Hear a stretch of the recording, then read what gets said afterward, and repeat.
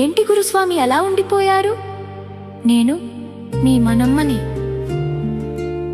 నా మీద బెంగ పెట్టుకుని మీరు ఇలా అయిపోతే ఎలా చెప్పండి? నేను నిన్ను వదిలేసి ఎక్కడికి వెళ్ళిపోలేదు నాన్న స్వామి. నువ్వు వేసుకునే మాలలో ఉంటాను, నువ్వు కట్టే ప్రతి ఇరుముడిలో ఉంటాను. ఒక కారణం కోసం వచ్చి వెళ్ళిపోయాను. అవసరం వచ్చినప్పుడు మళ్ళీ నీకే పుడతాను స్వామి. ఆలస్యమవుతుంది, ఇరుముడి ఎత్తండి. అయ్యప్ప అయ్యప్ప